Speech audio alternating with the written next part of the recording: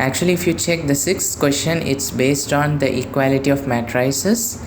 There are three sub questions here and we have to find the values of x, y and z.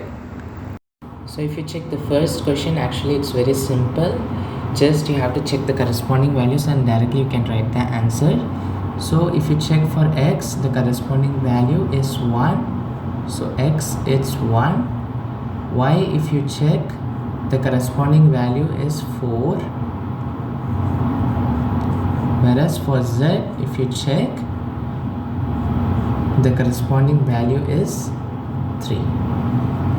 So these are the required values for the first part of the question. Now going to the second part. Actually for the second part you have to do a little bit of equations and all, then only you can find the answer. So let's find the easiest one out of the three. Okay, here x and y are there together and here also x and y are there together. So z is it's alone, right? So it's easier to find. So if you check the corresponding elements, 5 plus z, it's equal to 5. Okay, now we are simplifying this equation to do like this. 5 is there here, so this 5 goes to the other side, it would be minus 5. So 5 minus 5, it's 0. So the value of z, it's 0. For x and y, we have to do a little bit of equations. So if you check here, x plus y, it's equal to 6. Okay, it's equal to 6. If you check here, x, y, it's equal to 8. Okay,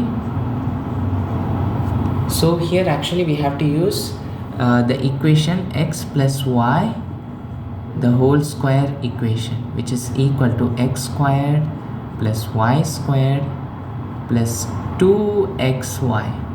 Okay, and also one more equation we are having, x minus y, the whole squared, it's equal to x plus y, the whole squared, minus 4xy. So two equations we are going to use here. Okay, actually you can do this without using this equation itself. We can just use this equation.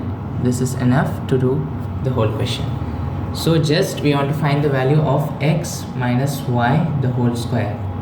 Okay, we want to find the value of x minus y, so we can simplify both the equations. Okay, so x minus y, the whole square, it is equal to, instead of x plus y, we can put 6 because we got this from the matrix. 6 squared minus 4 times xy. What is xy here? If you check, xy is 8. So then 6 squared is 36 minus 8 fours are 32. Okay, so if you subtract, you will get finally 4. So then x minus y, it is the square root of 4. Okay, square root of 4 can be plus or minus 2. Okay, two possibilities are there. Square root of 4 is plus or minus 2. So if you are taking it as plus 2, okay, x minus y is plus 2, then we can just add equation 1 and this equation, equation 2. Okay, so x plus y plus x minus y. Okay, so it will be x plus y plus x minus y, it is equal to 6 plus 2. Okay, now we are taking the value of x minus y as 2, so it will be 6 plus 2. Okay, then y will cancel and you'll get 2x equal 8 and x equal 4. Okay, now just substitute the value of x here. Okay, 4 plus y is equal to 6 and y is equal to 2. Okay, okay, whereas if you are taking the value of x minus y as minus 2, then it would be like x plus y plus x minus y is equal to, here it would be 6, whereas here it would be minus 2. Okay, so again y will cancel, and 2x equal 4 and x equals 2. If x is 2, y will be 4. Just substitute in the equation and find the value of y.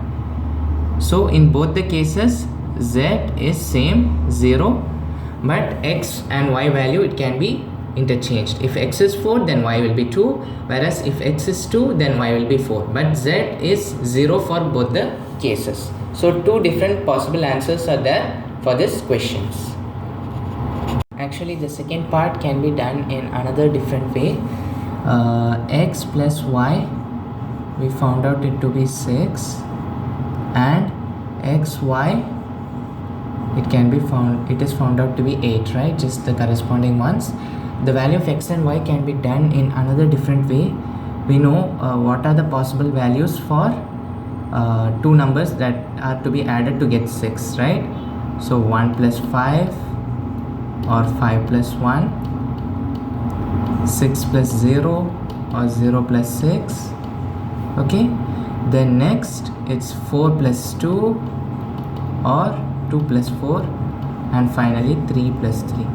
These are the possible values, okay, for getting the sum as 6. Okay, then for xy it's equal to 8.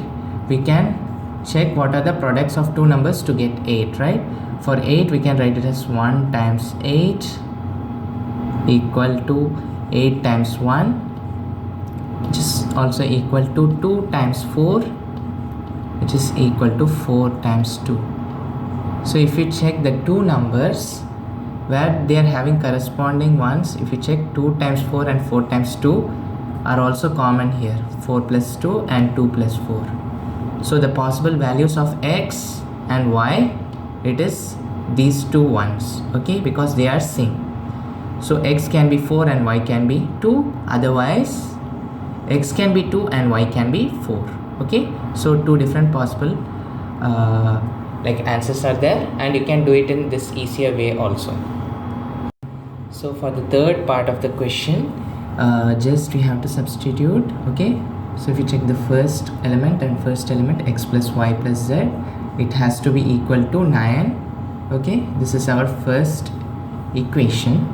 Then second element x plus z, it has to be equal to 5. This is our second equation. And finally the third element y plus z, it will be equal to 7. This is our third equation. So now we can find the values of x, y and z just by subtracting the equations. So 1 minus 2 if you do, okay, x minus x, it will be 0, z minus z, it will be 0. Just what will be left over, it would be y, and it will be equal to 9 minus 5, 4. Okay, then next part of the equation, the first one, okay, it has 3 elements, right? Here it has 2 only, minus the second one, the third one, 1 minus the third equation. It would be x, it's not there, we have to write it just that. Okay, y minus y, it's 0, and z minus z, it's also 0. Okay, looking on to the other side of the equation, 9 minus 7, it's 2. So the value of x is 2. Then just substitute these two values of y and x in the first equation. If you put it in the first equation, it would be, instead of x, it would be 2 in equation 1. Instead of x, it's 2. Instead of y, it's 4. We don't know the value of z, right? Equal 9. So 2 plus 4 is 6. So z should be equal to 9 minus 6, which is equal to 3. So this is the required answer.